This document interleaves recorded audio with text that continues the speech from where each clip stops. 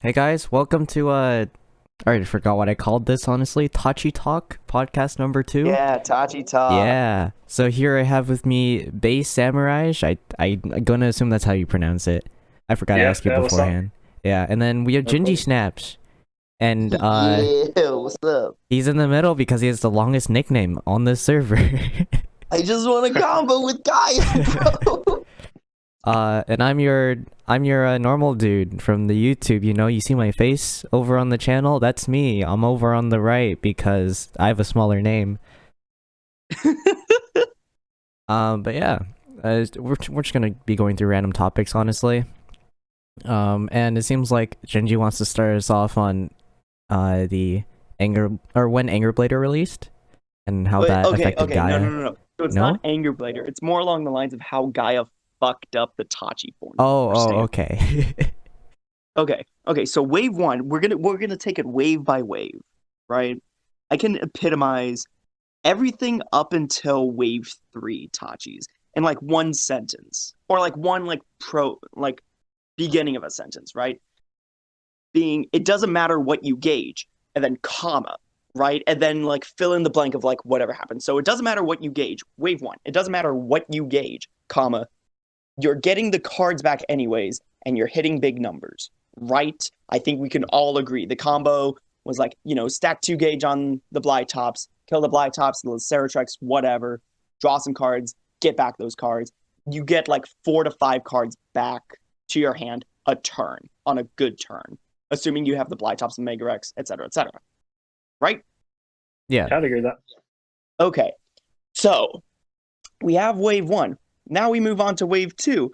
Again, it doesn't matter what you gauge, comma, you're hitting big numbers a lot, right? Anger Blader, Exodia, the works. Nothing really too much about that. Nothing too different. Wave three comes along. And you know that sentence I was talking about where it's like, it doesn't matter what you gauge? Yeah, all of a sudden it does matter what you gauge, which is the problem. And which is why if you release a card like Gaia, you need to have like a Columbard-esque card for selective gauging. At least one of it, not a whole lot of it. Like I'm not saying Regidon or Blue Sprint each needed to be their own Columbards, but to have one card that's a select fucking Dilawful Pyro should have been a selective gauge. It should have been draw a card, call it, and then like gauge from deck. Whatever. I'm over it. Moral of the story, I'm like on my last nerve with Gaia because I'm sick and tired of either A, drawing all my Dilawful Pyros and then gauging my triggers on Regidon and Blue Sprint, or, just attacking with Gaia because I drew nothing but triggers. Because variance is a bitch. Yeah, I think selective gauge is something that Tachi players have been asking for like the better part of this year. Even before like Gaia was a thing, just like being able to do that or at least like recurse and gauge somehow has been like our biggest ask. And I can understand why they wouldn't want to do that because you can make Tachi into like a hyper consistent deck and like really filter super hard if you can pick what your gauges are, which is understandable. But for me, I think fundamentally what's the worst thing about Gaia and why it's not as good as it could have been is its restrictions and like how it's essentially like over restricted because of Anger Blader and their reservations about making a strong Tachikaze Vanguard, which is like yeah, it's sad because like mechanically Gaia could be really strong if it was costed properly. Like if you didn't have to be on grade 3 to get the 10k power and the crit on your Vanguard, which like plenty of other Vanguards from the same like era, and I guess in that those last 2 sets could like go way faster than that and didn't have any restrictions. So it's just like it's clear that they were like so wary of you know making another Anger Blader, which is like an understandable concern, but I feel like Gaia basically died for Anger Blader's sins. Yeah. Yeah. And through my I don't know if I call it playtesting, but when I played Anger Blader in the standard team tournament, right? I was first seat and I lost 3 of those matches, and I only won 1, with the last round being a bye. So Anger Blader in itself doesn't actually do too much in standard. Like it's not as powerful as people think, but still not as weak as people think. It's just it's not up there anymore. Like you can't might as well at that point might as well just power creep Gaia out, right? Since Anger isn't the strongest anymore, and it can get outplayed by many decks. Yeah, it's like what made Anger Blader special is something that a lot of other decks can do, and they can do it more efficiently and for a cheaper cost. And also, they have more stability in that. So, like when you build Anger Blader, in my opinion, to ceiling, and you make it as consistent as you can in its playstyle, you have to disregard a lot of the options that would give some stability to Tachikaze. Like you can't have as big of a hand anymore because you're so focused on gauging rear guards and making targets to restand. Whereas other decks, they can clear like 7 attacks per turn that ask for 15k or more shield, and they also have a hand and they can also draw cards. You know what I mean? So it's like a lot of the things that made Anger Blader unique, they're just getting done better by other clans now. I think Gaia can still maintain that hand. It's just the factor of like it's not like doing much. Like best case scenario. Like I think the problem or one of my issues with Gaia is that like okay, so like assuming you got the second grade 3 turn, like you survived that long, everything's gained 10k. One of my big issues is that if your units aren't on an Excel circle, a majority of your units get shut down by one defensive trigger, which is honestly sad. And for an Excel clan, I thought, we moved past the meta, or I guess the stipulation of like we're like wave one defensive trigger like kills like any deck, right? Like I think Tachis was one of the first decks to like be able to like break through like a front trigger or have a front trigger not matter. But that's just me, whatever. But then like I think that's a good point, definitely. But like we go back to, or like we move towards like Gaia, and somehow that 10k isn't like doing anything, which is why I ran front triggers, because I was like, oh fuck, I want to break through a front trigger. I want to break through a defensive trigger. Please, for the love of God. There's also like no scaling, right? So like your turn 4 Gaia turn, that's the best the deck can do. Like you're never gonna get past plus 10k to the front row, and a crit on your Vanguard with like, I don't know, between 9 and 12k extra power. Like you're never gonna go above that. Whereas decks like Gurgit, which released like literally one set after, can literally scale so crazily into the late game. It's like there's that inevitability in their game plan, right? Where it's like, okay, if Gurgit makes like 4 excels, it's like a 90% chance that they're going to win the game because they've just pushed numbers so high that it's incredibly hard to guard at that point. Whereas Gaia, it's like what you get on turn 4, that's what you're going to get for the rest of the game. So like it's super manageable to guard those numbers. Defensives can make guarding like 1-card guards super easy. So like I think it just goes back to what I said. It's just like it's got so many restrictions, and the payoff is just literally not worth what you're doing. Like you're fielding a bunch of units, engaging things, and the payoff for that is like a lot of the time rear guards that can't even hit. Yeah, I mean, you go from okay, so like you're on an Excel too, because obviously you are. You got like a Regiodon that's gauge, so that's a 24k attacker. You gauge down into a trigger because of course you gauged a trigger. Now that's a 20k attacker that's been shut down by one defensive trigger. Like what? What? What format are we living in? Are we back to set? You're not getting any cards in hand, any restrictions, any extra crits. You're just getting literally you've made one card into another card that can't hit. Yeah, like the only things that draw are the Megarex and the great I just call it terror. The grade 3 thing. I've given up long ago when it comes to Tachi names. But like while those cards are powerful, you also have like Lacerachex, because of course you're running Lacerachex. Like why wouldn't you? But like bro, are you telling me that an instant 23k to 18k attacker Don't worry, I run it. I'm just saying some people don't see the appeal of it, but that's mostly just Some people bandwagoners. don't see the bro. Lacerachex is literally upstart goblin for Yu-Gi-Oh. It's just draw one card. They're also like, It's draw one card. What are people talking about? for some reason, people think Acer Cargo is a lot better than Lacer Rex just because it doesn't Soul Blast and it's free, but they forget that you need to gauge it through a different ability to even get the gauge in the first place. Let's be real. If you need to gauge something, you're going to be gauging the Blue Sprint and the Regidon because you don't want to be gauging triggers off those sons of bitches. Yeah. Oh yeah. Also, this brings up like a problem that I have with the deck, since usually on my grade 2 turns, right? Sometimes I'll have like Dilophopyro, Mega Rex, Sweeper, Regidon, or Blue Sprint, but I can't do all of them in the same turn. I have to choose one or the other, and then I get into some mind-boggling situation where I have to think, is this better, is this better, do I prefer the draw or the push for power, are they gonna hit a trigger or not? And it's like so weird, because you have all these lanes to play, but you don't know what to expect, and it all depends on the trigger.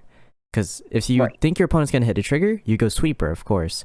But if you don't, then you can extend to like 4 or 5 attacks with Mega Rex and Regidon or Blue Sprint. Up to 5. It's probably just 4. But yeah. you just get into this mind-boggling situation where you're like, do I bank on them not getting a trigger, or do I play it safe? And it's really weird, because then sometimes, right, when you get a Sweeper or 3 gauge, and you only have one Excel circle, you have to decide between either getting another multi-attack in, or attacking with a Sweeper. Because you have to pick one or the other. You don't have that much space. Gaia is one retire, then you have the Regidon Blue Sprint, right? The Sweeper. That's already your whole front row. It's just, if you decide to put a retire unit in front of Sweeper, that's like the only unit you can move to the back row. I have to do that sometimes, right? Because I prefer multi-attacks over just a big swing, because my opponent's like 2 or 3 damage. I can't really do too much with a big swing. But it's one of those situations where you're like, is Sweeper really worth it? In my opinion, I still think it is, because it's like a second dollar for Pyro from Gage. Also, it's permanent on board. But I can see to some people, right, if you're in that situation where you have to move Sweeper back, which is such a funny statement to say, when you're in that situation, it's just kind of weird, because you're like, I'm moving back a, let's say, your opponent's on grade 3, right? Moving back a 30, possibly 39k Sweeper, just to call down a 9k Mega Rex just to get an extra attack. Is this worth it? Yeah. And draw a card, Exactly. but like... Yeah, and draw a card. Yo, you know what I kind of hate? I hate the fact that Gaia doesn't gate. I'm honestly Gaia fine with should that. gate. Nah, bro. I think there's enough Gaia should targets, gate. definitely. I mean, I've seen a few deck lists with Smilodon in them. I honestly think it's fine, since you only need 1 gauge. It's not like Gigarex or Angerblader where you need, or you don't really need more in A lot more Gigarex, than but 1 gauge. yeah, but you would prefer more than 1 gauge on all of your units with Gigarex, and Angerblader, of course, you need 3 gauge at least. So you're just, since you're just spreading out gauge, you don't need that many gaugers, and so you can commit a lot less, and it's a lot safer. But yeah, it lacks scaling and kill potential. Yeah. Would So I guess the the question word- from here is, how would you propose I would be errata to make it, like competitive, playable? Take into account the environment that we have now. But what would you do to change just it? get rid of the 5k. Just get rid of the 5k bid. I think Gaia with his like extra crit thing, completely fine. Just make it 10k. Make it 10k. It's simple. It's fine. It's simple. I think that's We the have best enough course of action. cards and defensive play to just be like, oh hey, here. Like our first grade 3 turns, if we're going first, aren't too bad, but that 5k definitely does matter. That extra 5k. So if you just get rid of the restriction, right, the grade 3 restriction, it's completely fine still. We just go up like by a few decks. We're not like suddenly tier 1 or anything. It just helps us out a lot more. Then we get closer to the power level of Angerblader, but we still manage the hand consistency, right? So we're not as powerful as 7 attacks that are humongous. We're more like what is it? 1, 2, 3, 4, 5, 6 attacks. That aren't humongous, right? That can be shut down with like two damage triggers. But we're still gonna make you guard a bunch because you don't want to take too much damage going into your grade 3 turn. And we draw extra cards, which is nice, and plus board presence. So I think that'd be really good, just to get rid of that grade 3 restriction. I know a lot of people have been complaining about the counterblast part of Gaia's skill. Like, I understand, right? You're getting the original power. So I think that'd be suited for counterblast. But I mean, if you really want to errata that part, make it a soul blast, then sure. I think the CB part's fine. yeah, if anything, if people want to change the CB, just make it CB for the crit. Oh yeah. Like, just move where the counterblast goes. Yeah, since what is it? Stuff like if we're referring to before V era, stuff like is it it's Tyrannoquake, right? Probably. Yeah, so his on attack is just kill an ancient dragon, get plus 5k. Like, that's cool, right? That's fine. We could just have Gaia do that on attack, kill something, gain its original power, counterblast 1, gain a crit if your opponent's on grade 3. Or a Raptor Kernel. Oh yeah, or Raptor Kernel, or just retire 2. But it gets a little wonky at that point, because you have to retire 2 at that point, and sometimes you only have 1 to retire. Yeah, that's true. I was just more bringing it up for like, oh hey, free retire, gain some power. But no, yeah, it's Yeah. Also, I kind of wish Terra had a way of gauging itself. Just like, if you retired a card with gauge itself and retire one of your opponent's rear guards. No, but see, then it makes it too appealing. They still got to sell those OR Death Rexes. Man, I got 4 of those collecting dust right now. I think I only have like 1 Dark I've seen some Rex lists that play Rex. a Death Rex, and I understand it. But I mean, if I'm gonna play a grade 3 apart from Gaia or Terra, it's gonna be Mercenary, 100%. Okay, can you explain to me why people are running Death Rex in Gaia? So like, okay, so like I can understand like, oh hey, yeah, it gains power, but is that it? It's basically power, because it's another retire outlet, and it gauges itself. It doesn't gauge itself. Well, no, it doesn't gauge itself, but I mean, it can retire something that has a gauge. My bad. I mean, at that, like, it takes a soul blast, which is what I'm worried about, because sometimes you might be spamming Laser Rex, right? You only have 3 soul, since you usually don't rewrite. You just have 3 soul, and if you go through that too fast, then you're not gonna have bro, enough that's where you play Rex. the Palanca Spine. Palanca Got a soul charge 1. It's Vulcan Spine. Bro, everyone's like, oh hey, counterblast issues. It's fine, just slap 2 gauge on Palanco Spine.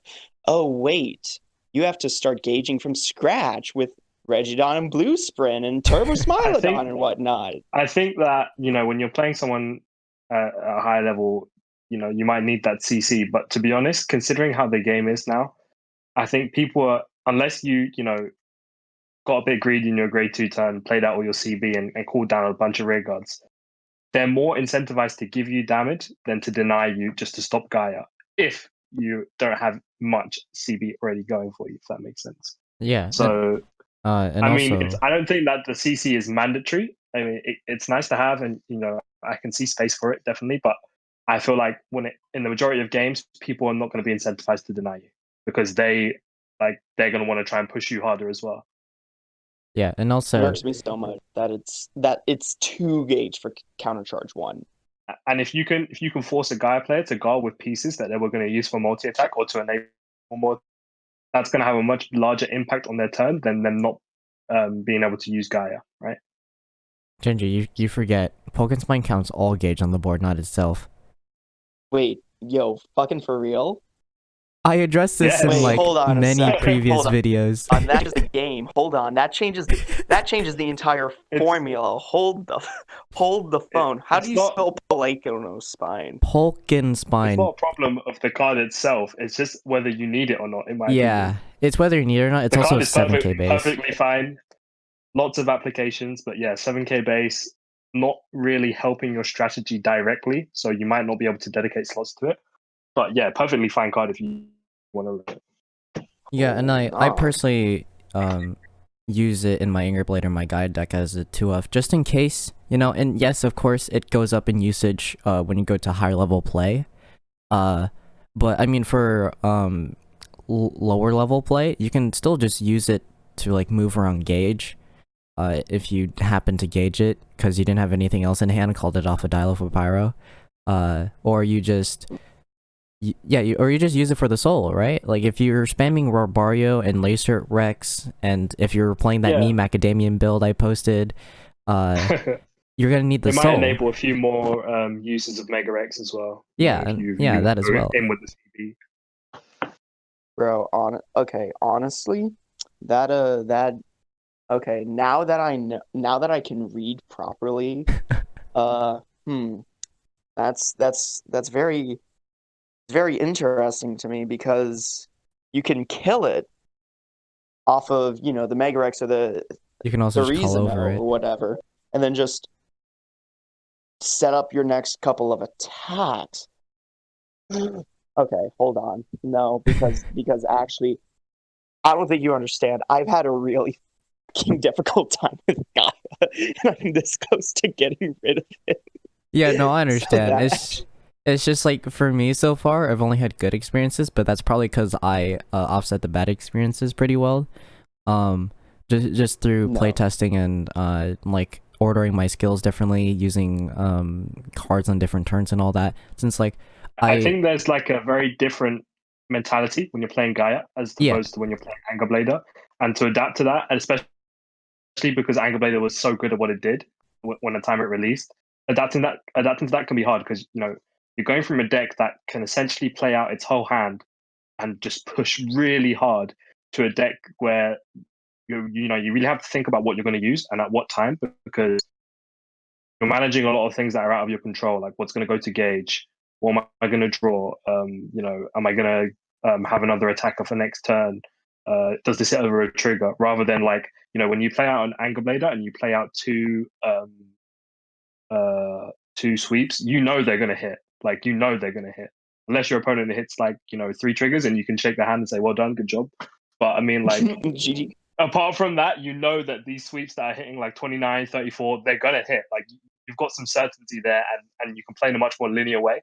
So like I think Gaia definitely rewards you for playing more optimally, and like punishes you a lot for making mistakes with your timing and usage of skills. But it's still not up to the standard that we expected when we were getting a wave 3 boss, and that's unfortunate. Yeah, I'll be telling you something. I was one of those insane losers that was trying to make both wave 1 and 2 work. Because I'm over here being like, oh hey, Gigarex setup, okay, cool, time to kill you with Angerblader. And then it worked.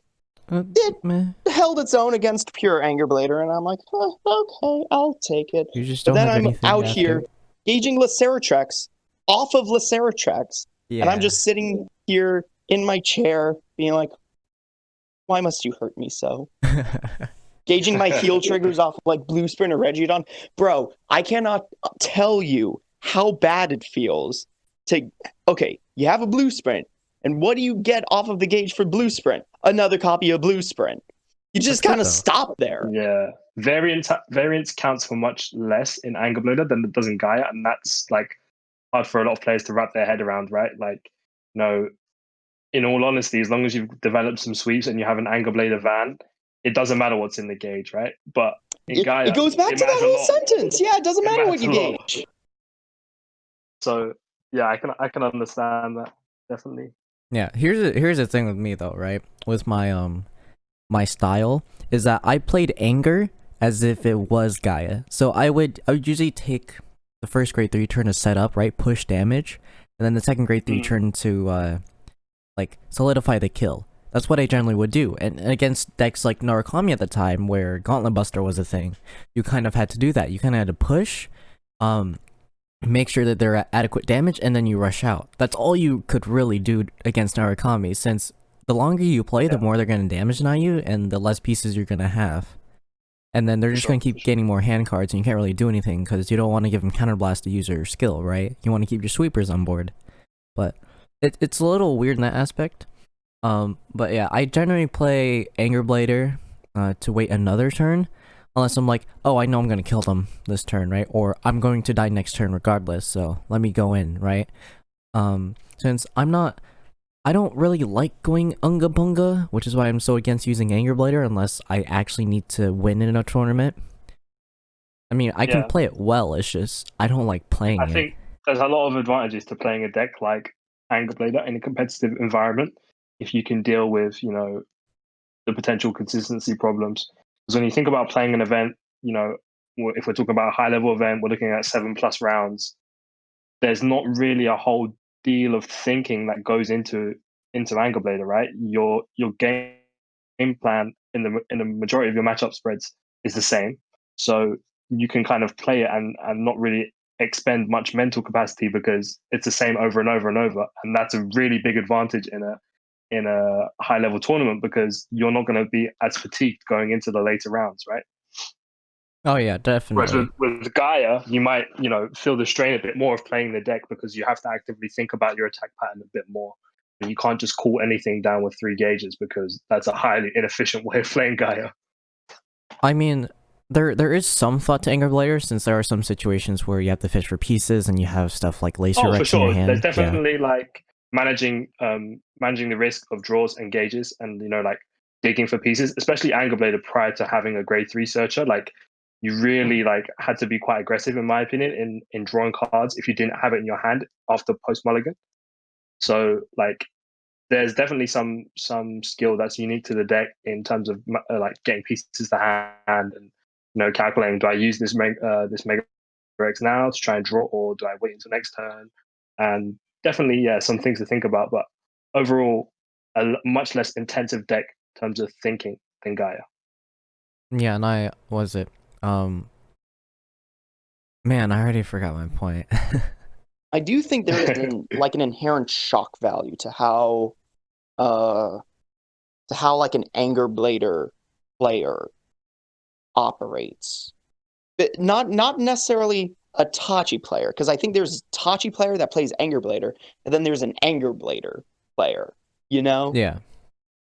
Where, for sure. There's a lot of people that I have jumped plenty on. of friends at locals that were like, oh, hey, Jacob goes like 3-2 like every week at locals. Like he's good with Tachis, ask him shit. And then Anger Blader comes out and everyone's just like, hey guys, Jacob, I'm with you, brother. I'm playing Tachis. And it's like, no, you're playing Anger Blader. You're playing Anger Blader. Yeah, definitely. I saw and a lot the of that. thing with Anger Blader is that there's so much shock value to how an Anger Blader player plays because it's so hyper aggressive. And I think Sentinel crits kind of helped offset what it is that Anger Blader was able to accomplish, because it is so much shield value in one card that players weren't initially able to guard. It's like a Glory Maelstrom situation where it's like one card guard or you eat it, just because of how card economics works. Oh yeah, definitely. And like it's funny seeing all the people who come into the Facebook group right when Wave 2 released, and then the amount of people who just stopped talking when Wave 3 released. They're just all like, okay, Anger Blader's not meta anymore, even though it's unrestricted. I'm just gonna not like that. I mean, that's our first taste of bandwagoners, right? For the most part. Or at least, definitely, yeah. Yeah, at least meta bandwagoners. That was the first time that I saw, Tachi picked up as a deck that people were legit considering as a competitive option. When you're playing at the highest level, you don't tend to be so allegiant to one clan or be a one trick. There's plenty of players that can take Tachi to a high level, but when you're talking about true meta players, like they're only interested in the top decks and very efficient and consistent decks. When Anger Blader popped up, there was obviously a surge of loads of players that saw the potential in the deck and how aggressive and how much shield value it could ask for. and just wanted to be a part of that for sure. But I still think it's funny because if I'm remembering correctly, it was when did Wave 2 come out? Wave 2 came out after Glorious Justice, I know that. So was it before or after like Aerial, Steed, and Phantasmal? Because for some reason I remember like It was after Phantasmal, EB09. it was after Phantasmal. Oh god, that's such a weird like in between. But if I'm remembering correctly, like Angerblader still wasn't like a top tier. Like it wasn't. If I'm remembering the tournament results correctly, it wasn't like the most represented. It's not like everyone brought Angerblader I to think that the most tournament. It was like, notable win was WGP in Japan, and God. prior to that, it had no really super big, high participation No, level events. it did World Finals, semifinals. There's a Tachi player who lost to Nuno. He had a really big Yeah, board. It's just Nuno. I think he either barely got enough cards in hand due to Dorian, or he healed out. It was one of those. But yeah, we got an Angerblader in top 4 at Worlds for standard. And then yeah, the WGP win. This is just like, or the WGP win is just like the Overlord win recently through all like the whole bracket of Luards and Gurguits. Somehow, it's yeah, true luck where it's stacking. like where it's not like it's the deck of the format. It's just like it like did well enough for Bushiroad to be like, okay, hold on a second, let's back up for a hot second.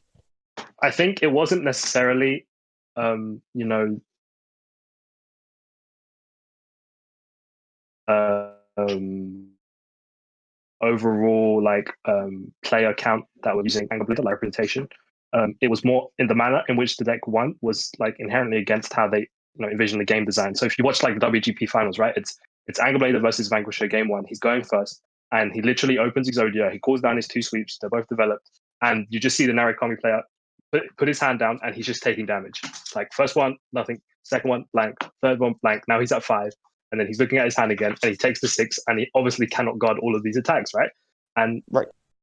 Bushiroad have like kind of taken that experience and seen, this deck doesn't play as we intended, and it's a very toxic playstyle. And that's a reason I think it got banned, not because it's like Luard and it's got 60% representation and it's dominating tops. It's because the man designed it, right? Yeah, where it's just like, but that's also really, it's also really weird. It's like how is it that Bushy? That's one of my main things. It's like, how does Bushiroad expect us, the players, to like interact with these cards? Because honestly, because even if they test in a vacuum, right, where it's like, let's play with the decks like only from this set, the wave 2. Wave 3, wave 2, wave 1 in their own little vacuums. Wave 2 Tachis is, with no other cards, it's still really, really good just because you have Sweeper and Angerblader in one. And like, imagine if Sweeper came out like wave 1. That'd be disgusting. We wouldn't have this whole rant about Trooper not being released in English, because Sweeper be released in Wave 1. Like, Yeah. they honestly did not have to power creep out a promo that was that we wanted so much.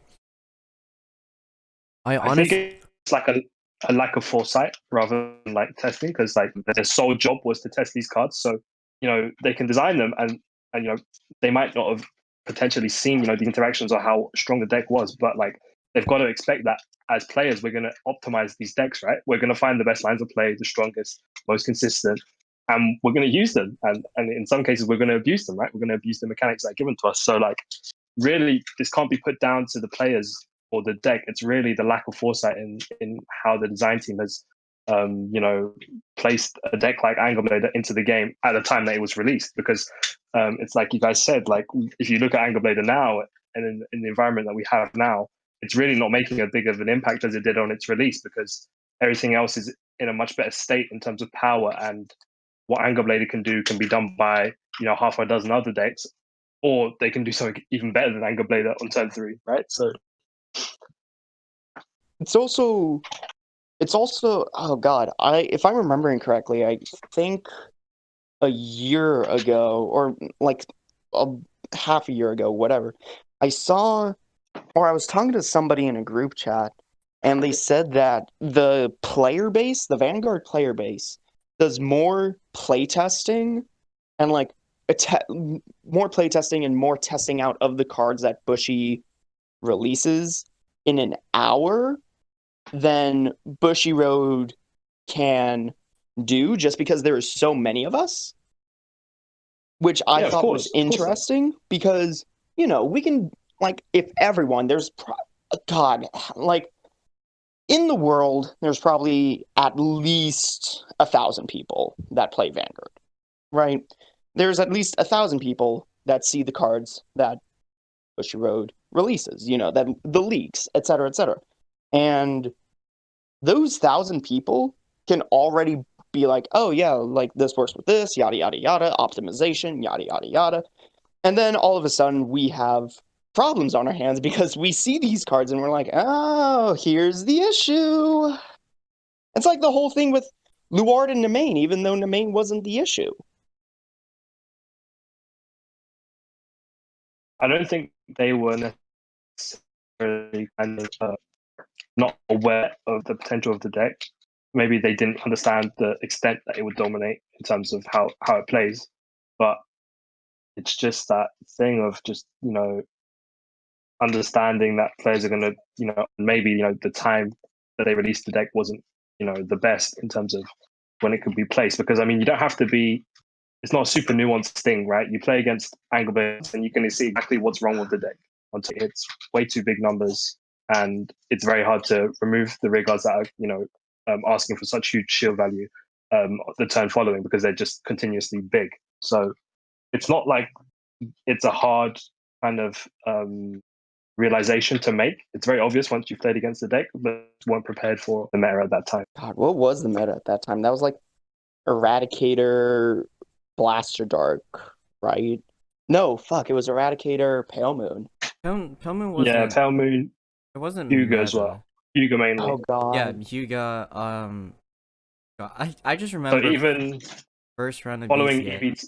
VBTO9, VBTO9, VBTO6 was still like really strong at the release of Oh yeah. EB09. So like when Angerblader came out, it was still Dorian, Lukia, and Hyuga, Yakivoke that were really like top dogs. I just remember first round in my first ever BCS getting shafted by Ganslot Blasters just because I couldn't open my Anger Blader. Oh god. I look under my gauge, 3 Anger Bladers under Sweeper. Oh no. Bro, oh my god. Okay. Yeah, that's rough. Yeah, but for the most part, Anger could dominate those decks depending if they went first, right? Since like Hyuga can't get off Hyuga skill, first grade 3 ride, of course. Dorian, you can't really do too much because you don't have too much soul, so you just set up for it on the first grade 3 ride. And then like all the other decks had setups on their first grade 3 ride, and then in comes Anger Blader and they're like, oh, you're on grade 2? Or oh, you didn't set up yet? Let me just kill you. Yeah. Yeah. The best opportunity to win against those two decks is the first grade 3 ride, because otherwise they get their full skills online and they start, Lukia starts getting really high of number of excels and drawing cards of Dorian, and you start losing the advantage and the tempo that you had from the early game. So it's like really a chance, really a case of like do or die in terms of how aggressively you play against these decks, because you're going to lose your board, including your sweepers, back to your deck, which is like the worst possible situation because you're going to have to try and draw them again. And against Dorian, they're just going to draw too many cards for you to get through in the subsequent turns and outscale you, basically. But against everything else, you could win on turn 3, you could win on turn 4, turn 5 if the game went that long, because they had very hard time. A lot of cases in my personal games against other decks like Mordred, and when I was playing in BCS, you might not necessarily win the game on grade 3, but if guarded with so many cards from hand that they're essentially crippled in the plays that they can do. So whatever the swing back was, if they were going to double blast a Dark Danger Lunge, they've maybe had to ditch those cards just to survive and make it to the next turn.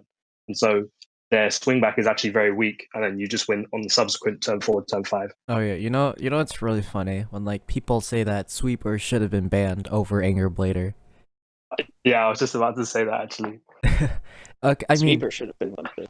yeah, I mean, I understand, right? And they're like using Cho-Oh as an example, because Cho-Oh got restricted to 2, so that Sweeper like gets restricted to 2 or just straight up banned. I'm sitting here like, we don't have any good cards in the clan. This is our legit first ever resist unit in the entire history of Tachis. Exactly. And right off the bat, just because of Anger Blader, you want to ban it. Yeah, I can get big, but I can't restand without Anger Blader. I mean, it's fine. Like, I'm fine with seeing a choice restriction between Anger Blader and Sweeper, right? Since Savage Trooper still fills that slot in pretty well, and I've tested with the deck without Sweeper. It still does kill. But the problem with banning Sweeper is that you essentially remove the clan's only resist unit, and then that means we're just dead to Kagro, Narukami. Well, if they're not playing Gauntlet Buster, we're dead to Narukami.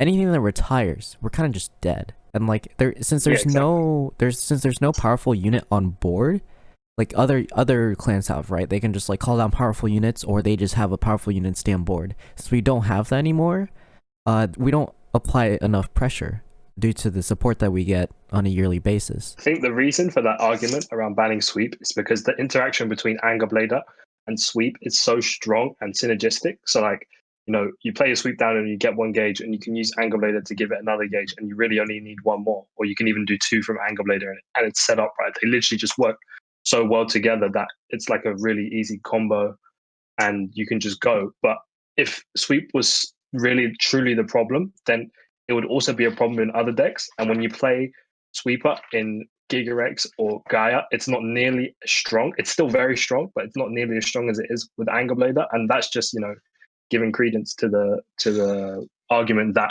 Anger Blader is really the problem card, because it's enabling Sweeper to do these things. But Sweeper by itself is nowhere near as strong because it's not getting 2 attacks on its own, right? It's not like Tidal Assault where it can restand itself.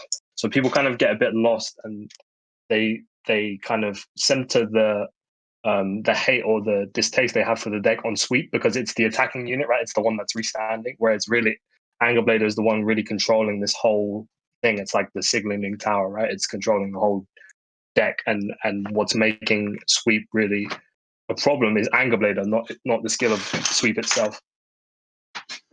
Yeah, and like if you see turns where we don't open Anger, right, or like where we have the G assist but we whiff, we usually build up a big Sweeper because we have nothing else to do.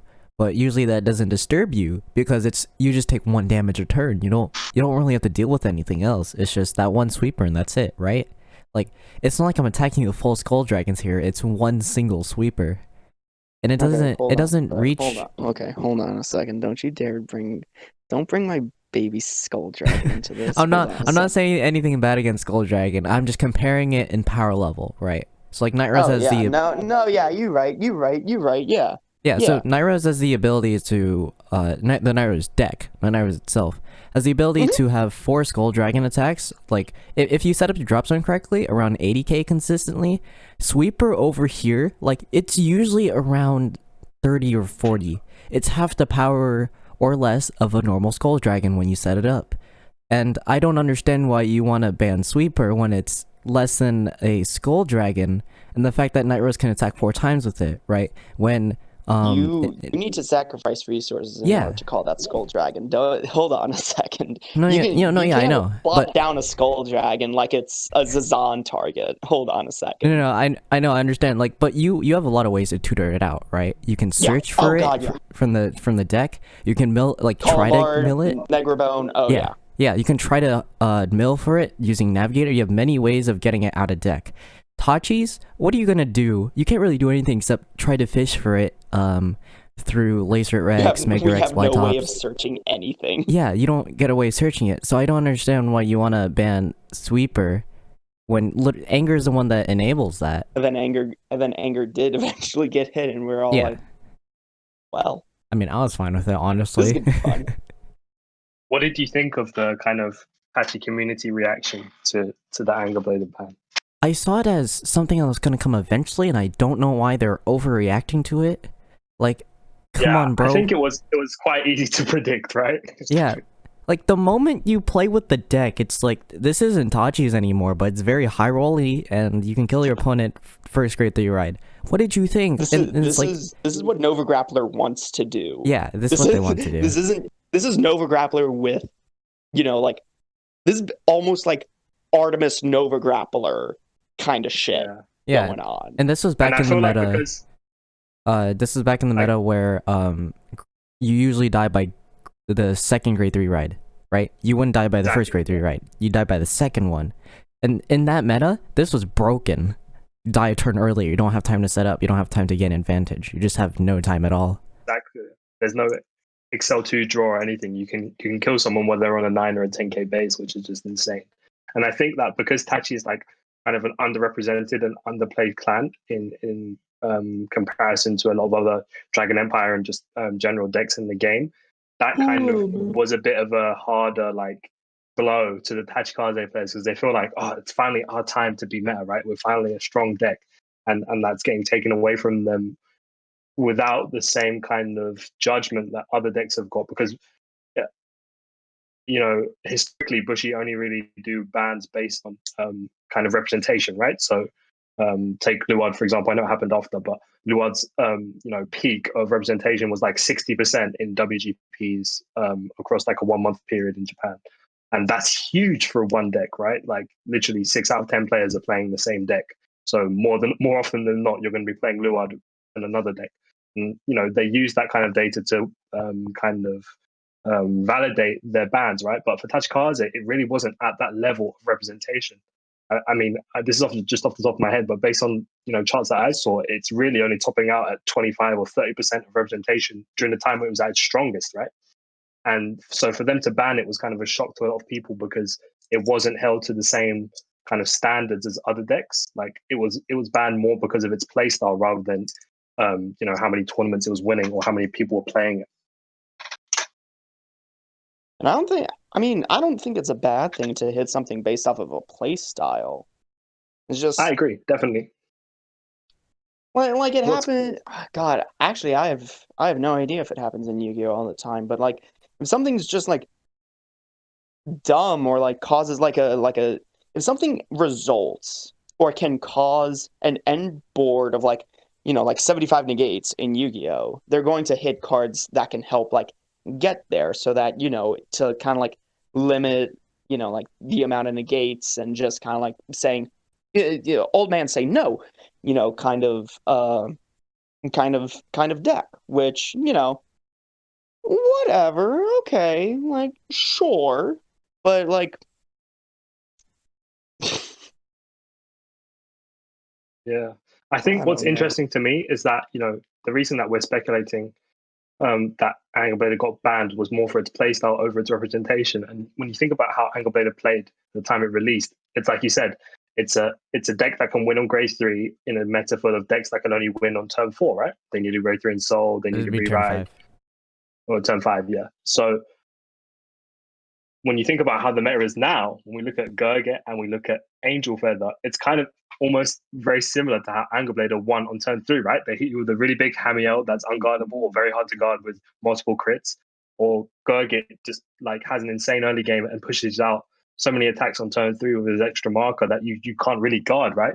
So the exact kind of game state and playstyle they were trying to avoid with Anger Blader, it's kind of come full circle, and now we're playing in a similar meta game where you can lose on grade 3 quite reliably, and that wasn't just unique to this meta game with the set 12 decks. Like that was even as far back as like Silver Dust Blaze with like Messiah and Kagro that could easily kill you on your grade 2 turn because they can just push out so much pressure or also so much guard you can't really stabilize. So I think it's interesting that the reason that Anger Blader got banned has kind of turned into the playstyle that people have come to expect when you play standard Vanguard.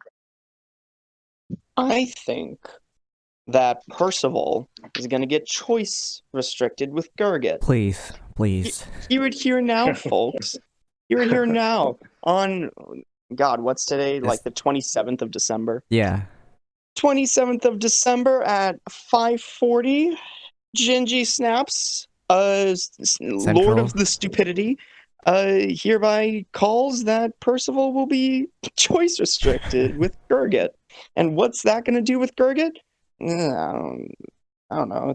Gurgit's still going to be a really fucking good deck, considering the fact that it's both offensive and defensive.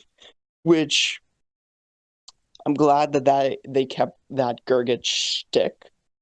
But I'm out here being like, slow down. I Calm mean, yeah. yourself. I like the card's design, right? And like it attributes to the original version, to the G version of Gurgit. Like I Very like nicely. Yeah, I like that aspect a lot because they kept kind of similar skills, but then they gave a V spin on it, right? Which is amazing. I wish they did that with Gaia, honestly. Please bring in Gorge back. I love that. But it's just the fact that the support cards do so much for Gurgit that it makes it a little over the top. Right? Like Yeah. Gurgit by itself is awesome.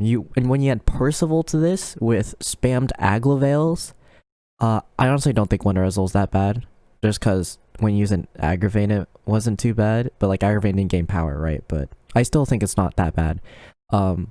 But when you add in Percival, scaling becomes 2 times faster. You reach 4 Excel circles, which is plus 20 to all of your superior called units by turn 4 or 5. It's insane. Their second grade 3 turn, yeah. Yeah, so Yeah, scaling is what's really causing the problem here. Yeah, you're getting 2 extra draws, right? An extra unit from either drop or deck per turn.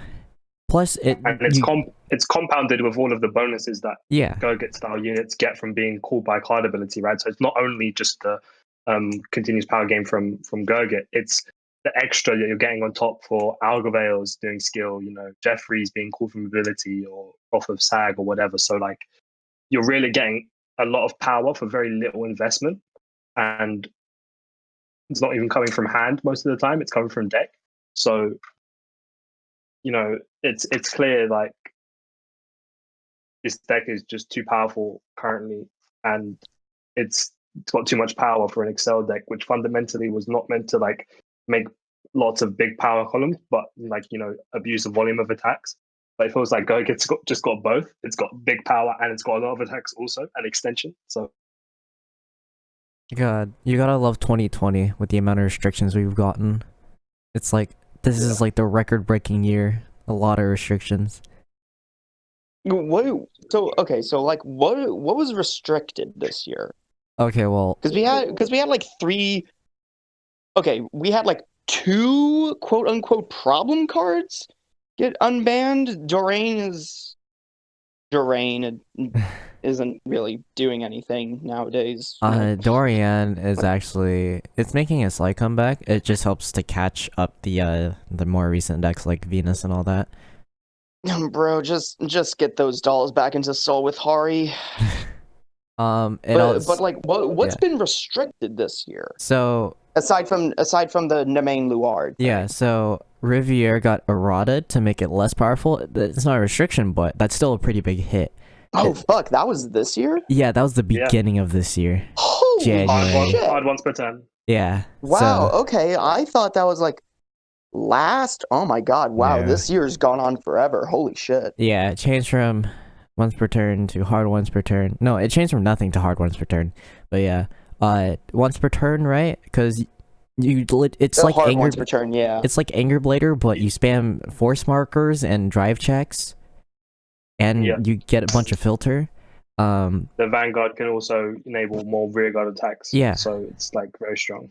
And in Premium, it was really good because I think it's Selena, that on attack bounce back to hand and call it again. Yeah, so you spam force markers on that one circle. You just keep calling Selena again and again. Yeah, has a grade 0 to grade 2 ride skip, which is super strong. Exactly. So they have ride skips. They have Troy. Yeah. Just well. So it's insane, right? So that was that one, and then I think the next one was the Anger Blader one. Anger Blader, Shiryuki, Dorian, because Worlds happened recently.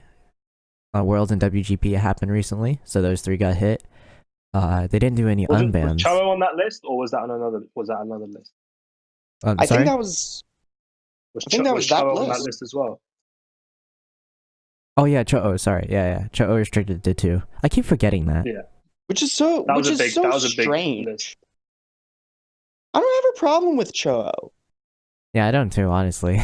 It's like I think it's okay. one of those things where they realized that the deck was quite strong and the number of attacks was a problem, but they couldn't really hit any of the key pieces in Vanquisher, like Jaggy Shot or Voltic Shred, without completely like neutering the deck, because the consistency would just drop so low. So they're like, okay, let's just like cut this optional extra attack down, right? Because I mean, if you have Cho and you have a CB, of course you're going to do it, and that's another attack that someone has to guard, right, with +10. So it was like a small way that they could maybe kind of take the deck down a notch without completely destroying it. Because I mean, if you think about if they, Choice Restrict, Jaggy Shot, and Vanquisher, the deck just literally plummets in consistency in terms of multi attacks because you're relying on your Voltic Shred to get an extra attack, or more relying on Phoenixes. So, I mean, I can see why they did it, but overall, I don't think it had a great impact on how strong Vanquisher was in general. It's like a 2 CB card. Like if you're using the first skill, like that's 1 CB. If you're restanding it, that's another CB. It's like, who are we kidding ourselves here? Who's the culprit?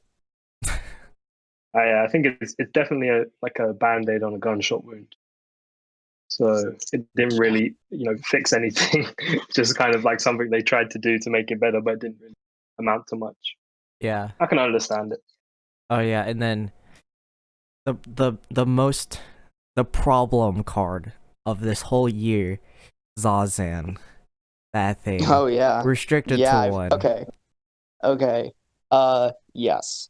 I cannot express how much I want to build vanilla Grand Blue, but I'm not because I want to keep my sanity and morality in check.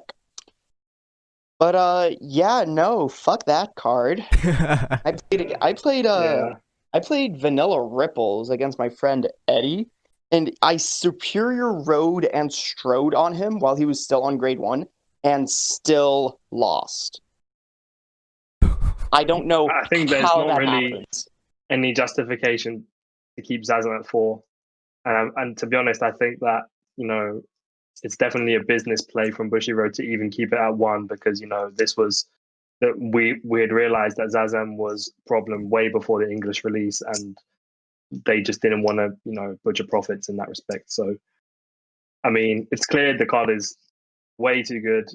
I mean, it's manageable at 1, but I don't really think that it goes along with how the game was intended to play personally. But I'm fine now that vanilla decks aren't as strong as they used to be, and it's kind of more of an engine you integrate into another deck anyway. So like Yuga's using vanilla in some builds, but that's not like the super key focus. Some Ezel builds are also some running Ezel uses it. When I was... I think definitely a super polarizing card. Yeah. I think it's more interesting that like that whole like shtick, that whole like chain, the order, Zazan, the 2 and the 3. I think all of those cards, I'm pretty sure Bushy was like, oh hey, like let's get something like for like budget players, like for premium, just like build a vanilla deck, and it's like this harmless thing where it's just like, oh hey, like you're building on a budget, you can just collect all the vanillas, and then splash this in your deck, and then you'll be fine. Meanwhile, 1 hour later, Time Leap is happening out of the butt, and we're all like, no, no. Biggest sin, I guess you could say, is just how homogenous it makes decks, because it's so easy to integrate the vanilla engine into any deck, because a lot of pretty much every single clan has some vanillas that all work with, and you can just splash it so easily that it makes it super abusable. But also because it's so strong, there's no incentive to run units with skills anymore, which is really what made the diversity in premium in the first place. So it's really everybody playing the different definition of flavors of Unga the same deck. Yeah, everybody's playing the same deck. It's just that which deck can abuse Zazan the hardest, and that was solved very, very quickly. So okay, so here's controversial opinion. Here's controversial opinions number 1 and 2. I think Granblue can abuse Zazan the best. Diverse opinion number 2. Granblue isn't the best deck to use Zazan. I think Vanilla Narukami is the scariest deck to abuse Zazan. And I think that Or was a that whole development that came fairly late, actually. Like, nobody had really invested time into Zazan with Narukami pre English release. It was very much a thing that I think that came after. I think the leaders, following the JP release was OTC Calico, OTK with the big crit, vanilla one shot, and Spikes, obviously a really huge one with the Agius combo and the ride chain Barigiran. So it was interesting that Narukami came a bit later than those, but it's definitely one of the strongest that can abuse Barigiran and Zazan. And I mostly blame Blast Arrow for that.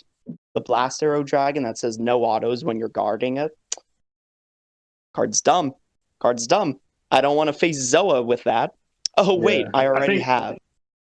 In my personal testing, going back to Tachikaze, it didn't really make a huge impact on Tachikaze Premium. I mean, you could use it with Gingey and make these huge beefed up vanillas. But there wasn't really much incentive to play that over another version from another clan that could utilize the vanillas in a more efficient way. I remember when Charlie was like, "Oh, hey guys, let's rev this shit up. Yeah, like get into gear. Come on, get on it." He was always going to try it. I mean, I don't blame. He was always going to try it, and it was like, "Oh, hey." I mean, you're talking it's to just an a testament to how it's a testament to how strong it is, right? Because even in a deck where it's not super synergistic and fully optimized, Charlie could still win games against loads and loads of decks because just how strong the vanilla engine is, regardless of how you're trying to use them. They just hit for so big and you can call them for free. So, I mean, I think that just proves how strong Zazan is. If vanilla Tachis can be strong, then, I mean, it's obviously a problem. I mean, all you really gotta do is flip all 4 Cyclone up, go into Gantraptor, slap down that 2 crit boy, and then just swing face 2 times. That's really it. Like, you don't need anything else. You don't even need to write an Excel generator, right? You just need to go to grade 3, go into Gantraptor, and then just hit face with a bunch of crits. Oh my god, Very true. That kind of makes Dino Chaos a lot scarier in that situation. Yeah, so what I did was I ran both the Moark Barigiran engine and also Dino Chaos, just so I can get up to grade 3 and stride earlier, right? And since you have those 2 units, right, off of Zazan, turn 1, you could just kill them, ride Dino Chaos, and then you're all good. You just get refunded. Yeah, it's true. Bro, you know what I want to see? I want to see a unit that says when it dies, draw a card. That's it. I just want to see that. No, wait, you're right. That'd be so good, actually. Yeah, bro, explain to me why Nubatama has it, but we don't. Okay, so I can answer you as to why. It's because of Magatsu support, but yeah. why doesn't the clan that retires usually have that? I mean, apparently we're discount Shadow Paladin, so they'll probably get it first before we do. Since they got Charon in G, where it counts as 2 units, so we haven't even gotten that yet. I think the development of Tachikaze and Premium has been quite interesting in between the Wave 3 release and Premium Collection. Yes. Definitely, there's been kind of 2 camps with the Gaia kind of support integrated and just going back to pure gauge. I think Charlie's got a fair amount of experience with, playing Envision, and I've seen some of his builds. So, I mean, I think the consensus is that the gauge focus build with Sweep is still the strongest, but I think, there's some cool lines of play you can do with Gaia, and there's definitely a deck that you can make there. Whether it's, the right choice to make in a competitive environment, I think remains to be seen. Yeah, I mean... my Gaia premium build is kind of... God, I don't. Okay, so hear me out. All right, so, God, Gaia in premium hurts.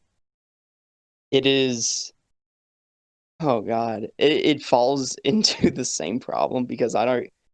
Because I'm Yeah. basically going standard plus, but I'm over here being like, okay, cool. If I hit the Sarco Blaze, I can kill you. You're in I Sarco basically Blaze. turned my Gaia. What I the hell? basically turned my Gaia premium deck into premium Great Nature Oh my with Sarco god. Blaze. Okay, well here I'm Yeah. just gonna drop my deck list real quick in the Discord chat. I'm sorry, guys who are watching this. You'll get to see this at a later date. When I mean later date, I mean way later date.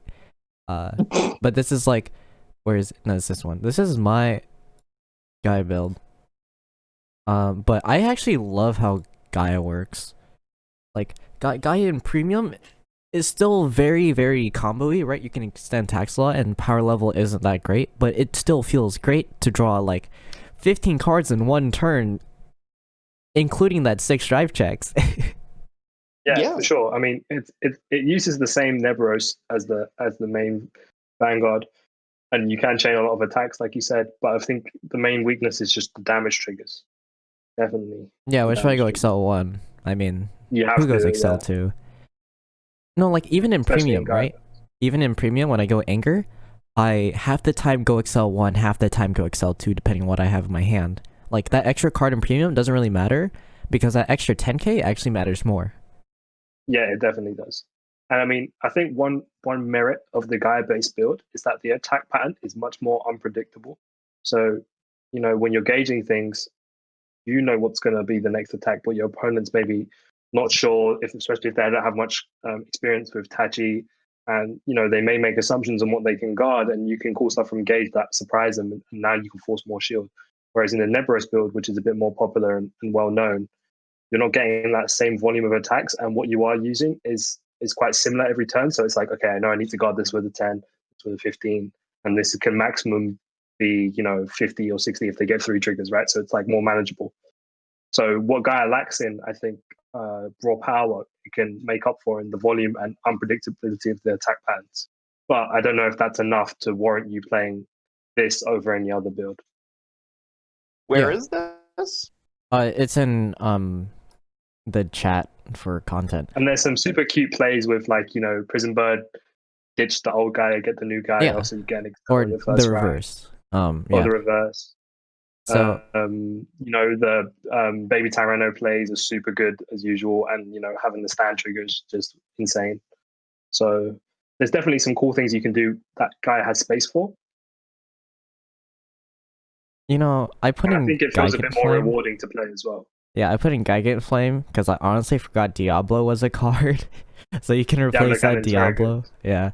But was it the thing with Guy that I like so much is that my opponent usually doesn't know what the heck Tachi does, right? So you're like, okay, you only Exactly. have 2 more attacks. I engorge Spread Amarga and Raven Terra. Oh, you have 2 more attacks. Second swing. Let's say I called down a baby Tyranno from my Spread Amarga, right? I get like 3 more attacks. You're like, I don't have enough cards in hand for this. What's going on? This Exactly, kind of yeah, just they came out can't of account for nowhere. all Hold these on a attacks. second. What? I'm like, oh, that kind of came out of nowhere. Hold on a second. Slow down. Wait, which one? Just where it's just like, oh, you only have 2 attacks, and then you kill all the shit, and it's just like, okay, hold on, this is a lot more attacks than I was expecting. Slow down a second. Hold on Yeah. a second. Oh man, I love it when I like draw into baby Tyranno. I look on the board and there's a spread of marker. I'm like, heck yeah, more comboing. Let's go. Bro, it feels so good to call a baby Tyranno off like a Regidon or a Blue Sprint. Oh And yeah, that also. like you engorge the Regidon, call the baby Tyranno, gauge it, and then it's just like, oh, here we go. And then you hit the Sarco Blaze. Oh my god, stack all triggers on Sarco Blaze and go Cowabunga. Yeah, I personally don't play Sarco Blaze just because it's a bit inconsistent for me. Just because it doesn't gain power, and I think power gaining, either for me, it's either you gain power or you give me advantage. And advantage includes Yeah. multi-attacking. So if you do one of those two things, I'm fine with you. Which is what this So whole deck's around. what do you think of the position of Tachi in premium right now, then, given the current meta game, which has changed actually quite recently with set 12? Because like Femre has literally come in and dominated a lot of tournaments that I've seen. Yeah, that's like, for as long as I can remember, since Gaia's release, the deck has been mid to high tier 2 almost always. I think I agree with that. Yeah. Minus wave 1. We ignore wave 1. Wave 1 was like when we're lower tier 2. But like every other time we've been mid to high tier 2, we were a contender, right? If you high roll with Tachis, you could go to Worlds and still beat Golds, right? Back when Ezel was the main deck. Yes, I contest to that. Yes. Yeah, since like was it? I gave my deck to one of my friends who went to Worlds, right? He's the one of the server named Axel. I gave my deck to him because he was like, I don't have this deck built. If I ever decide to, I'll play your Tachis. I was like, okay, sure. And he took it, right? He didn't end up playing it, but he played against Steven, who's Rexlane in the server, right? Steven plays both Gold and Tachis. So he knows the ins and out of the deck and also plays the meta deck. But like, they were playing a fun game, right? They met each other. He messaged me. He was like, "Oh, hey, we met each other." I was like, "Cool." Apparently they played a fun game, and Josh, or Axel, with my deck, managed to like crit sack Steven, and he just died on the spot. And he fuck yeah. he had so much advantage. He was at 2 damage, right? First number swing, crit, and he's just dead. Yeah, I think a great advantage of Tachi in premium is, like you said, the vast majority of players, even those that would call themselves competitive, they don't really understand the Tachikaze matchup in premium, because there's a lot, especially if you're playing on Gaia. There's a lot of different lines of play. You can get yourself out of being damage denied, and damage denied isn't really as big as a problem as it is in standard. And we've got a lot of tricks up our sleeve that we can use, right?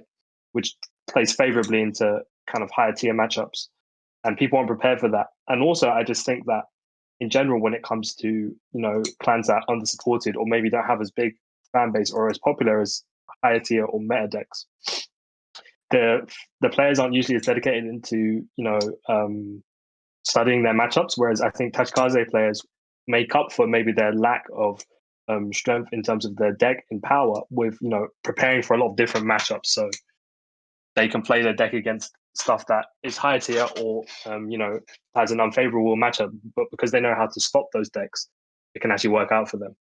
Flashback to I us think that using, was one of like the beauties of like Wave 1 standard, was because we didn't have so much. We needed to like memorize what our matchups were, which gave us like the edge in those matchups, quote unquote edge, because we can figure out how to play that matchup and then kind of maneuver around in this weird, like, ironic, flexible way that you wouldn't expect Tachis to have, and still go. It's like, if their opponent doesn't know what you're doing, then they're not going to know what's important to stop, right? They're not going to know how much damage they should give, if they're supposed to take this attack, or if they're supposed to wait until there's a bigger one. How many stands or triggers you're playing. Like, there's a lot of things that they might not have considered that it's going to give you an advantage, because when you're playing a deck like Tachi, which is like mid to high tier 2, you need to take every advantage you can get, and if people don't know what you're playing, that's a huge advantage. So it's definitely interesting to see Tachi perform against these big high tier decks and win matchups that maybe they shouldn't, because people aren't prepared. I'm more pissed off at Tachi Premium. I seem to check a lot more triggers, engage a lot more non-triggers in Premium than I do in Standard. Have I figured out why? Absolutely not. Am I pissed off about it? Absolutely. Premium has benefited more from the standard support than standard has, and that kind of sounds counterintuitive. But the quality of rear guards in Tachikaze actually staggeringly high compared to how strong the deck is. Like, if you look at a triple rare like Megarex, the card's been a staple since literally the second set of the whole of Standard, and it's stayed a staple. Like and these cards, even like Laceratrax, that's been in like almost every iteration. Yeah, I know people are like, oh, Laceratrax, not a good card. Stop. Laceratrax has been in definitely every Premium has deck benefited known to man. from It's even being been in able to, True like, Ancient Dragons, arguably. Just because it's a we free could like phase get out all one of the card. stuff that was like low power and didn't have as many advantageous skills from being retired for this new stuff, while still keeping like the old bosses. So we can really benefit from playing the strong rear guards from V series, but also using the strong effects from strides and G guards and old triggers, which was, I think, really cool to see.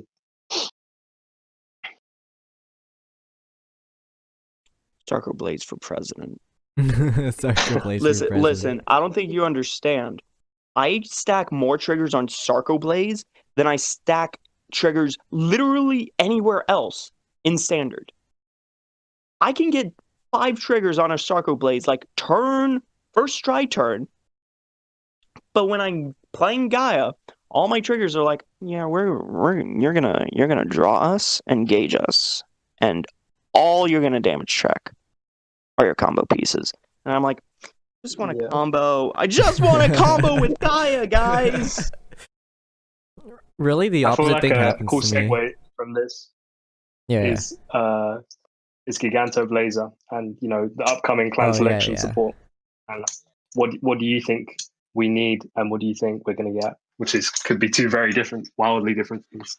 Okay, I'm gonna let Gingey go first. Actually, you have some nice speculations. Nice speculations. Okay. I thought you posted some. What I want? Okay, so I want to be able to get Dial Off of Pyro out of my deck into my Gage without drawing him off of the Laceratrax, but we're not going to get that. I don't think Bushy Road's still going to give us a I don't think they're going to give us a I don't think they're going to give us selective Gage. I mean, not here. Here's the thing, right? Here's the thing, right? If they give it selective Gage to a main grade 3, you can't really splash that in Anger because you need all the pieces in Anger to be consistent. Yes. Yeah. That's kind of the problem. I really want the main grade 3 to just be Dino Chaos with some like arbitrary like Gage skill. Like just if it's Dino Chaos, but like with arbitrary like Gage skill, that works so well in Gaia. Like because I think it helps the situation of scaling. Honestly, I feel like that helps any Tachi deck just because it helps enforces that what we were talking about, scaling situation, especially for like a deck like Gigarex, because the way Gigarex plays with like the Blytops and the Laceratrax and Beam Terror, whatever, like if you're still playing those cards, obviously, because of how the deck operates, and Gigarex is like prime Tachis for me. I just want to go back to wave 1, but besides the point, I think Dino Chaos and some arbitrary Gage skill. I think that's what the main grade 3 is, just to kind of help us, like keep scaling. In terms of like everything else, I think we're going to get retire compensation in some way. Whether it be, draw a card, get a Gage back to hand, countercharge. I think we're going to get retire compensation in some way, and or because I don't think Tachis doesn't have a Gage issue anymore. I think we have resource issues. Because Wave 3 was entirely dedicated to having cards that can Gage, i.e. Regidon, Blue Sprint, etc., etc. And so I don't think we need any more cards that can Gage. We have plenty of them. Turbis Mylodon, Savage, etc., etc. So I think we're going to be getting retire compensation in some way. I think if you look at what makes Excel clans, modern Excel clans, I guess you could say, successful, it's definitely scaling and market generation. So the two big Excel decks that pop out to me at the moment are Gurgit, obviously we've discussed, insane scaling, extra marker generation, pushes out a huge number of attacks with high power, and Yasui. So, again, marker acceleration can push out big numbers, and great resource management with Shiryukis, Nudo, etc. So definitely, if we can follow in that same vein of making more markers or superior riding, or even a rear guard that maybe potentially interacts with the vanguard to make an extra circle, that will definitely help the deck, and it will help all archetypes, which I think is really good. But I'm not sure if that's what we need Gigantoblazer to be to make us more competitive, if that makes sense. Yeah. Yeah, so interestingly enough, right, when you mentioned Dino Chaos, I was thinking of like other superior rides. And then for some reason Dauntless came into mind, right, where it can copy the ability of the card, or no, the card that rides over The card it that copies its rides on ability. it gets the Daunt skill. Yeah, so I was thinking something like that, except on ride, discard a grade 3 or greater in your hand, you gain all the abilities of that card for this turn or for the rest of the game. And like you just have that, right? But like it makes it a little more balanced because you need to have that grade 3 in the first place. If you just superior right, you don't have another grade 3, it just kind of does its own thing. But if you do that but then have another grade 3, I think that might make us a little more competitive. Just because you get to your main grade 3 faster, but you need an extra piece, right? Which makes it a little more balanced. You're not just automatically superior writing into this broken card. You're superior writing, and you have to have the piece when you write it. If you don't have it, then you're better off just writing it, writing up normally. Wait. Holy shit. Okay, so this is hard. This is like extremely unlikely. Okay, hear me out.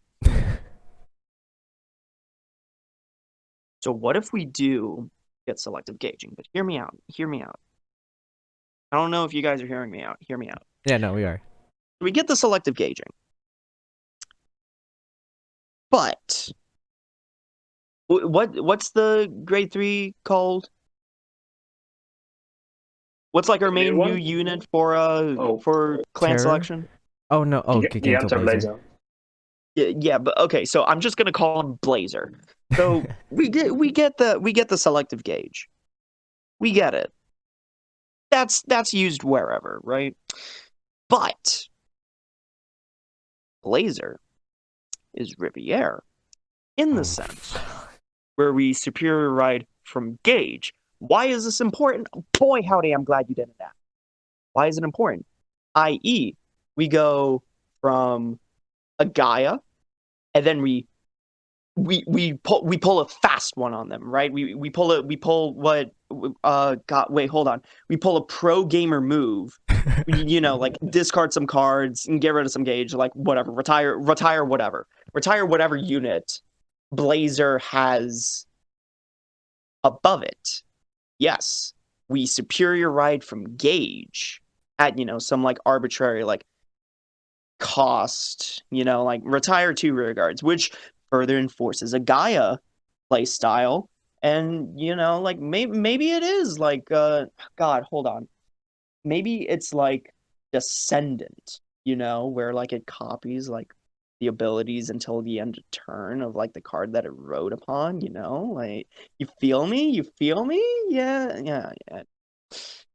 Yeah, I'm if that's hyper unrealistic. yeah, but like if you're talking about what I think you're talking about, which is like similar to the Dark Rex clone we never got, if it's similar to that, then I can imagine some nice plays, and this splashes into everything. Actually, it doesn't really matter. Like, I'm thinking like if the condition for it to go off is after the unit that this card is gauged under attacks, right at the end of the battle, kill this unit, and then superior ride with some like hand cost. Then it splashes into Anger Blader pretty well. Please let's not buff Anger Blader. It splashes into Gaia and Gigarex pretty well, and it splashes to really any build pretty well. Fuck! Actually, that is a really good point because it really does. It actually does. It skyrockets Anger Blader so much, like you wouldn't believe. Holy shit! I mean, unless you make it go from having blast. 6 or 7. You go from having 7 attacks to having like 11. No, you have 1 extra attack. Unless it restands as well. If it doesn't, that's a bit of a problem. Well, no, because if it copies the ability, A, you have a restanding Vanguard, and B, if it's like Descendant, which obviously it's not going to be, fucking hopefully. If it is, I want a prize for this. But if it is, then he's the restanding skill. Yeah. Wait. What if, right? This is gonna sound really weird. It's just like Chaos Breaker's first skill, except with Gauge. Every time a Gauge goes to drop, you draw a card. Oh, that's a big nut. That's a big oh my god, that's a big nut for like Giga But Giga. he needs to be able to retire inherently if he does that though. Yeah. Like you Retire one, do a skill. Yeah, so let's say every Gauge you kill, right? You draw a card after, like, let's say any Gauge after 5 Gauge or 3 or 5 Gauge, right? You also get +5. And it's a May draw. Just so you don't take out. Yeah, it's very important. It's big belly. Yeah, essentially. Oh my god. Actually, that surprisingly I don't know if that replaces Gigarex entirely. I just want to replace Anger Blader, like, really. he has a spot I feel like the thing that worries me the most is that based on the current clan selection reveals, the power level of all of these cards isn't really up to par with how strong set 12 is. I'm being completely honest. Yeah, I mean, I see they're trying to make have good clans more support. balanced. Yeah. So I'm not sure if we're going to get something that can, really force you to make a decision to cut Gaia or cut Anger Blader from your deck, unless it's really strong. Yeah, and as far as we've seen, they're all honestly, generic. no, I'm kind of hold on. So I'm with Charlie where, okay, so what if we combine my idea with his idea, right? Where we have a superior rider from Gauge, draw a bunch.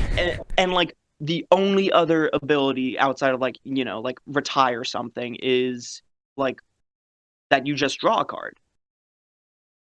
A, that helps with the scaling. B, that gives you like more cards to, defend with. D, you generate more markers.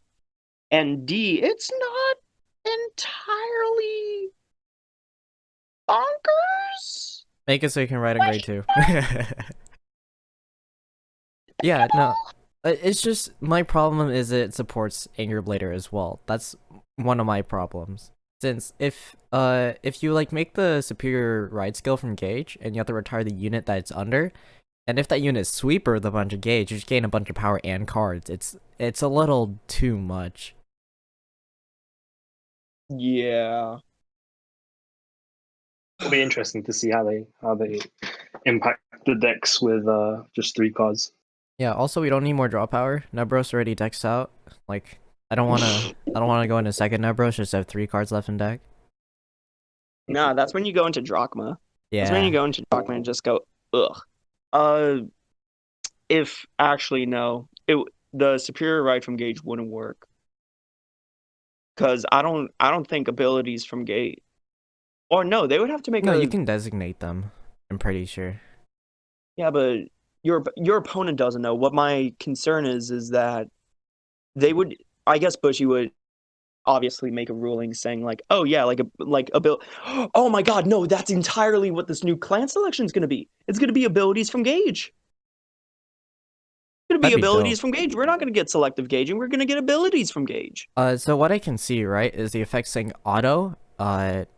If this card is when this card goes to the drop zone, if it came from Gauge, then activate. I think that's how you can work around the like the face down card skill, since like the moment it hits drop, it goes face up. That goes to a public zone. Yeah, the moment it hits drop, it goes face up, and the skills are public. So you can do that, but I mean also at the same time there are deck skills, and those don't need to be revealed. So I mean, I think typically those skills from private zones are continuous, where it changes the nature of the card. Whereas this will be like a new president where it's got an auto skill that activates, but it's from a private zone. So I think you're right; it would have to be from auto like deck drop zone. Sorry, when it's and then I have like the condition when this was discarded from Gauge to the drop zone. Yeah, and I can imagine like a grade 1 that's just like Creeper, where you put it to bottom deck, Gauge 2. Pretty good. Imagine that. That'd be sick. Gauge 2 to anywhere or gauge 2 to 1? I'd say gauge 2 to 1. Gauge 2 anywhere would be too much. We're not supporting Gaia in that situation. No, it doesn't. It Smilodon's a doesn't matter. thing We just stack already. it. We just stack it on a mega. We just stack it on a Mega Rex and Yeah. go. I mean, Smilodon's already a thing, so. That. Yeah, you're right. You're right. I mean, what's the point of having Great One splits it when it just becomes a better Smilodon? I mean, I think one thing I forgot to mention is that the reprints for clan selection would, allude to a base, a gauge based build. Sorry, because Trooper's getting reprinted. Sweeper. I hate Trooper getting reprinted. That was such an unnecessary reprint. Honestly, just replace their Laser Rex, please. But I mean, if it benefits the playstyle, it'll be interesting to see what we get. If Trooper becomes viable, then cool. I have 18 copies of that card. If it doesn't, then I don't know what I'm gonna do with it. What if cards are like reveal from you? Then that works around because it forces you to make it public. Oh yeah, I guess like if no, I mean some other skill would have to trigger reveal one your gauge, put it to drop, right? And that's then it turns into like Sasano Tachis. Yeah, it's kind of weird at that point because you need a separate card to trigger if Gigantoblazer activates from gauge. You need another card to reveal it, and that's just it just creates a lot of jank situations. Okay, now that we're on this topic, cool. Here's what Blazer's gonna do. Blazer's like, okay, cool. During any time, you can flip your gauge face up. Okay. Anytime, flip your gauge face up. They remain gauge, just turn them face up, and then shit just starts popping off like left and right. So weird. So they're attached to the it's not rear like guard. Flip all of your gauge face up. You can still keep those triggers like secret, but it's like whatever you need to trigger, you can trigger. Your opponent's like, oh, hey, trigger check. And it's like, okay, cool. I don't want you to see the 16 triggers I have gauged on my field. Yeah. It's really weird. I mean, the least I can hope for is selective gauging. That makes Anger Blader kind of obsolete. Or just like, it's separate thing like Gaia, right? Where Gaia doesn't mix with Anger. But I wanted to support everything besides Anger Blader. I know this sounds wrong, but like I just don't want to play with Anger Blader anymore. Like I want it to be not the best deck in Tachis. I was about to say format, but that's wrong. It's really funny that oh god, wait, hold on. Who was it? It was they're usually in this chat. I think it's Quandomenace. Yeah. Who like up until, or I guess not up until, up until like Anger Blader got unrestricted, they were like ranting about like Anger Blader not like coming back, and then Anger Blader comes back, and then like a couple weeks later he's just like, no, I don't like Anger Blader. I feel like that's an opinion shared by a lot of Tachi players because there's like two sides to it. Like Anger Blader is very strong, but the playstyle is incredibly linear, like very, very straightforward. There's no real variation in what you're doing. And because of that, people feel like, the deck is more boring to play because you're just doing the same thing over and over. It's the same means, same end. And then second of all, when you do that against someone and you win or you open Exodia, it feels so horrible because you're winning in a way that gives your opponent no opportunity to come back, right? Once you develop two sweeps and they're hitting 34, unless they hit triple defensive or they have like triple crit sentinel in hand, it's very hard for them to survive. So you completely blow them out, and eventually, like, they just get tired of that, right? They just don't want to win in that way anymore. It doesn't feel good. Yeah, exactly. Like, I'm one of those people who, if I'm constantly winning, I just don't want to play that deck anymore. Like, if I'm constantly winning with Anger, I'll just transition to a different deck. Like, I remember I think that played... speaks to, like, a bigger problem in Standard as well, of, like, the way that decks play. Like, I don't think you should endeavor to have a game where, there's absolutely zero, well, not absolutely zero, that's like a hyperbole, but, kind of really slim chance of your opponent to win. So, like, you're consistently just blowing people out, and basically it's a back and forth of going first, getting to grade 3 first, winning, and then they do the same to you, and then you do the same to them, and it just goes back and forth, and that's what makes the game like not very enjoyable for a lot of people. But I don't know if his situation is the fact where he was winning with Angerblader. It's more, I think it was more along the lines of Angerblader just wasn't doing anything against decks like No, Gergen I mean, and Gavrail. From what I've heard from him, he said it seems scummy. Like, it's such a bad way to win. You kill your opponent in grade 2, or you kill them before they can do anything. There's no interaction whatsoever. Well, yeah.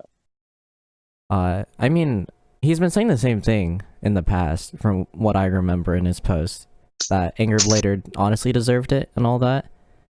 And then, like, once it's unrestricted, he was like, let's go test it out. I still don't like this. Yeah, it came to that realization.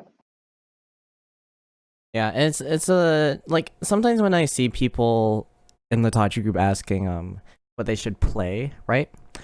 I'm always like, you should play Gaia if you really want to have fun, but go play Angerblader if you want to win. And then everybody else is just like anger, don't care. Every other deck sucks. It's true. Anger. It's like what option, the option you pick is based on like what's your goal, right?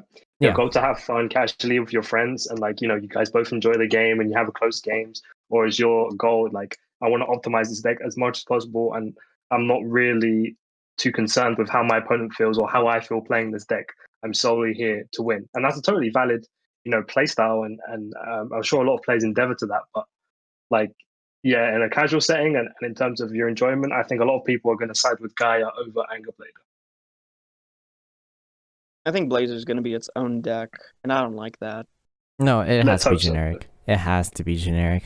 There's no way it's not. I mean, there's Nightmare Doll in one of the clan selections, which is highly specific archetype. No, yeah, it's a specific archetype, but like that doesn't mean it can't be splashed into other decks. I think it just definitely. supports overall, and it has the archetype name. And like Battle Sisters is very specific as well, even though it can be played with other stuff. I think you have to, and like the because it's Mega not strong enough on Colony its own, stuff but- just doesn't support anything. Yeah, The new true. Mega Colony stuff doesn't support anything. Mega Colony has a bigger identity crisis than Tachis does. That's fair, yeah. I just want to believe it's generic. I just want to believe it. I think 1 and 2 are going to be I generic think- as fuck. I think maybe the rear guards will be generic, and then Gigantoblazer will have a specific playstyle that's probably more close to Sweeper and Trooper, just stockpile gauge and do something. You know, like, the funny thing is, right, when I talk to more veteran Tachi players, is that we tend to like the support more than the actual grade 3. That's what I've tended to notice. Yeah, the quality of Tachi rear guards is actually super high. Yeah, like we Maybe we have Sweeper. It's usually the bosses that let us down. Yeah, we have Sweeper, Mega Rex, Laser Rex, Barbario. Used to be Savage Sonic Trooper. Noah. Yeah, Sonic. God, like, to grade 1. Everything, right? Like, Zendilifo. yeah. Blue Sprint and Regudon are awesome as well, even though they're hard ones per turn. It's still a free call. It doesn't cost a counterblast like Spread Amarga. It's 2 rare cards that enable multi-attacks and gauge themselves. Like, what more can you ask for? Yeah, or like There's our a reason why rear guards. both of them are SPs. Yeah, our rear guards are amazing. It's just sometimes the Vanguard just it doesn't do anything. Which is why, like, I kind of want to focus more on the grade 1s and grade 2s, but I know the grade 3 will make or break it, unless it's premium. If it's premium, we worry more about the rear guards. If it's standard, we worry more about the Vanguard. He's hoping we get something cool. I kind of like Charlie's idea of like a big belly esque. Maybe like an. I mean, the art is fantastic as well. Let's just say that. Yeah. Oh, yeah. I will say though, we're gonna deck out like crazy if that's an actual thing. I don't know about that. Maybe draw from gauge, right? Like Fenrir stuff. Counterblast 1, call a card you soul blasted, right? Instead, you can like I guess Counterblast 1, get 2 or 3 cards from the gauge you just killed back to your hand. It's like Blight House but better. Oh god. Wait. What if your draw skill is more like a God, wait, hold on. What's the Messiah that lets you soul blast 1 and draw 2 if something was unlocked? Is that Alter Ego Neo Messiah? I think so. Yeah, Yeah, that's correct. the grade Yeah. 3. Yeah. What if it's like that? Just at the end of the turn, like Soul Blast 1, draw 2. If you gauge this turn, Soul Blast 1, get 2 gauge to hand. How about that? If you killed something with a gauge, just draw some. Just draw Yeah. some shit. Yeah. I mean, I'd be fine with that, right? I just don't want something that's like Big Belly where you just straight up deck out. Well, Big Belly's a May. That's fair. But also at the same time, I'm pretty sure everybody can see us You're gonna be abusing the heck drawing, out of it. Yeah. Like, you want to draw, that's the thing. And you, like, in Premium, you don't know how many cards in hand you need to feel that you're safe. Because even if you have 15 card hand, something comes out of the blue and you're just dead. It's true.